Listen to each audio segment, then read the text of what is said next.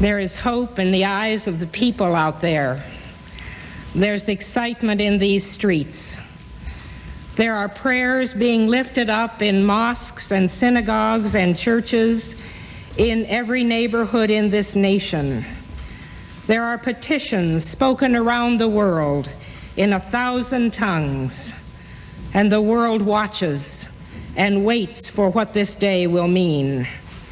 Dreams too long deferred stir in the souls of God's forgotten children, whose lives are a wreckage of broken promises.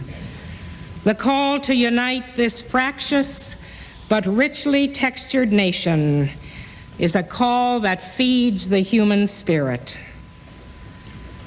To the President-elect, to the Vice President-elect, to you who have allowed the American people to call you Bill and Hillary, Al and Tipper, you have set before a perishing people a vision that is life-giving. And you have called we the people to fashion a nation that feeds the hungry, that frees the captives, that cradles and cares for the crying children. You have dared to dream aloud of a culture without violence or hatred, where the demons of divisions are named and routed out. And you have invited all who will to be your partners in forming a more perfect union. How can we as people of faith respond to this challenge? With God's help and strength, we can, we must, and we will say yes. Yes. Yes, we will commit to the task of repairing the breach that divides the races, that sets rich and poor against each other, that denies women and men the strength that comes from shared power and shared lives.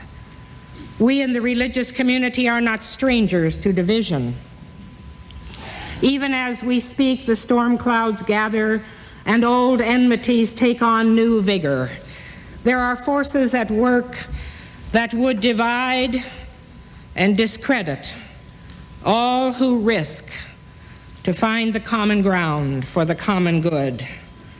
When we commit to the noble task of reunion, we of all people know how costly is that calling. We know and speak confessionally about the difficulty inherent in turning lofty words into action. But we must be bold enough to try. Yes. Yes, we will walk with you, and we will not grow weary, children, for the call to unity is rooted in the biblical imperative to be the one people that God called us to be.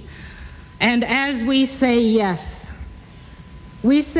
today, not primarily because it is politically expedient, not even because it is a new day, and we believe it is a new day, but because in this day, as in all the days of our lives, we who claim to be faith-filled respond to the God of ages, who can be heard saying to us, "Do you love me?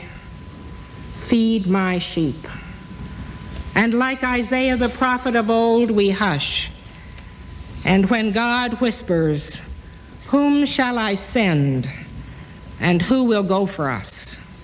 the faithful answer, "Here am I, send me."